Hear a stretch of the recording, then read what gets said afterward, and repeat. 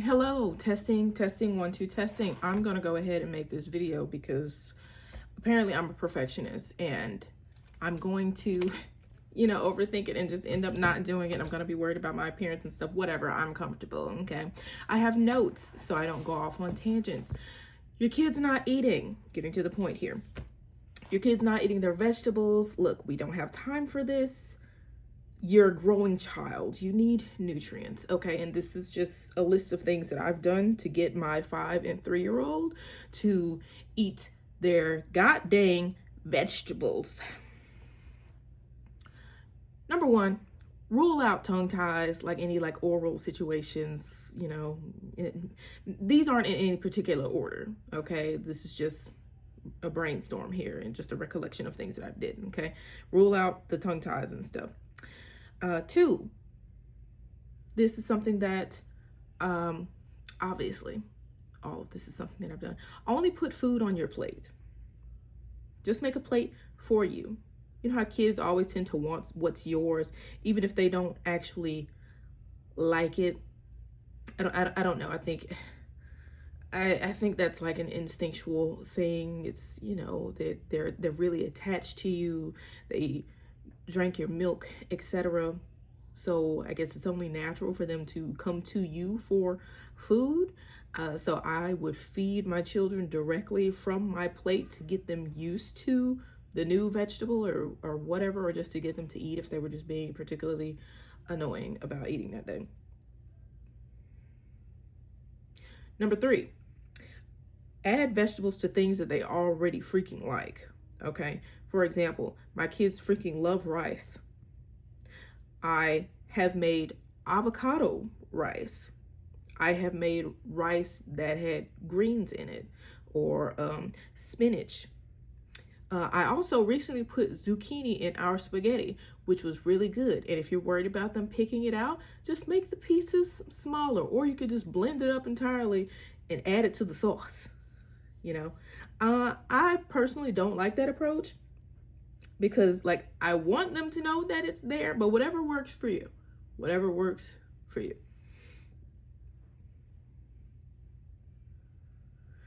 Number 4, limit the exposure that they have to processed foods, because the less familiar they are with processed foods and the more familiar they are with whole foods, you'll have less of an issue. And then the processed food has all the chemicals. It causes all other types of food addictions and whatnot, because it tastes like science and it's delicious. Yeah, just limit the processed foods. Number 5, add flavors that they like to vegetables. Recently, I made garlic, lemon, pepper, broccoli, because anytime there's lemon around, my daughter she'll just be over there just tasting on the lemon like it's not sour or something. But she tore that broccoli up.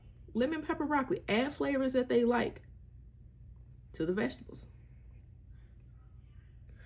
Number 6, sometimes I have to do this often actually. When serving food, I give small portions and what I know that they love. For example, if that thing is rice, the rice will be the smallest portion. Okay, so if they've got broccoli, chicken, and rice, the rice is the smallest, and it's not like a big overwhelming plate or anything like that. And I tell them, of course, they eat their rice first, right? So then when they're done with that and they ask for more, I say, eat the rest of your food and then you can have some more rice. That way, based on the portions that they're having, they end up having less rice overall throughout the entire meal.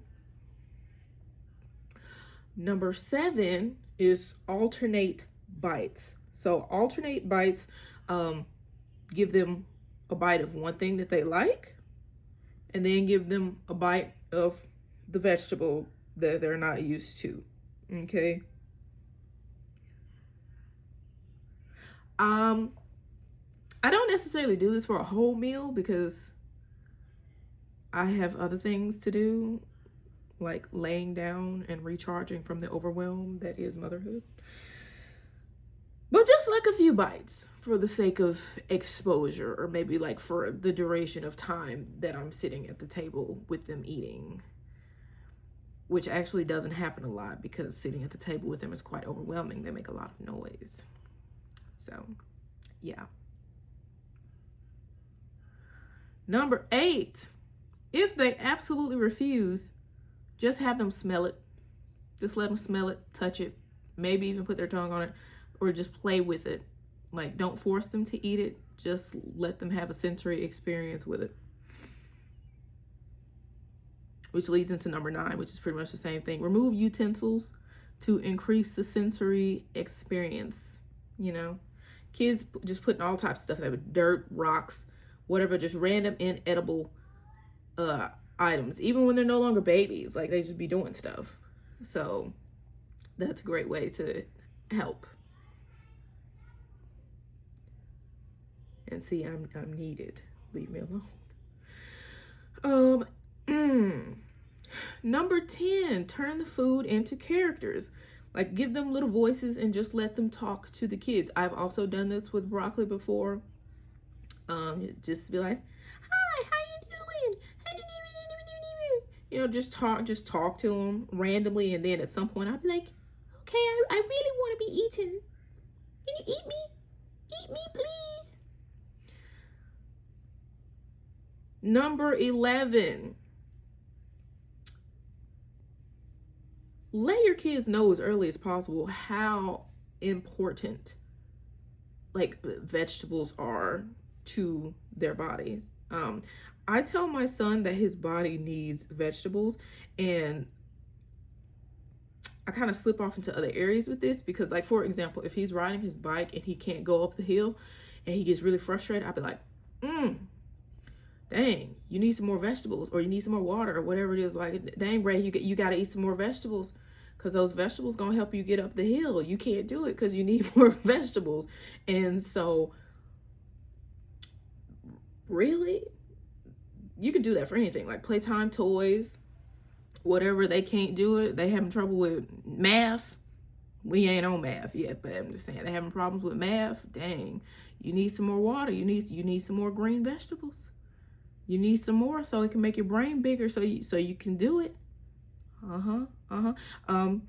I also tell him, just in general, like, your body needs vegetables, it needs sunshine, it needs water, and it needs movement. Like, so I'll be looking at him like, hey, you want your body to stop working?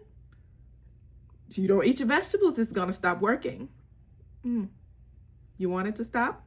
All right then. And then we go from there. We might even count bites, because sometimes he be tripping. He be tripping. I understand his feelings are valid, but I be annoyed.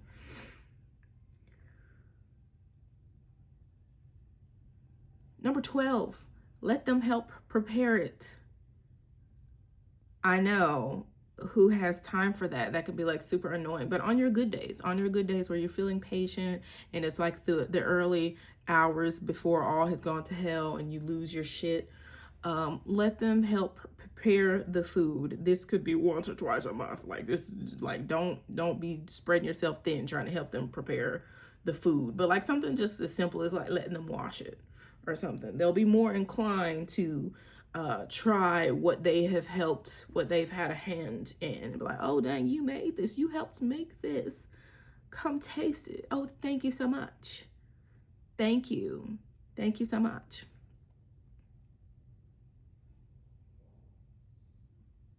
Number 13, when it comes to trying new foods, I give them choices. You know, they want to feel empowered and stuff, which I totally understand. You don't want just everybody just telling you what to do all the time, right?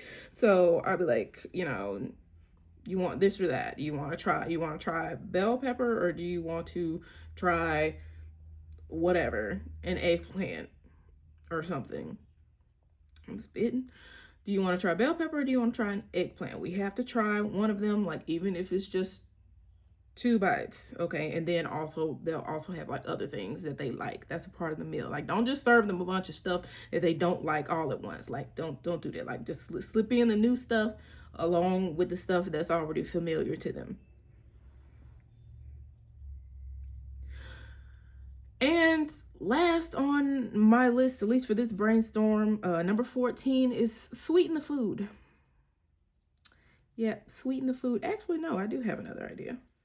Yeah.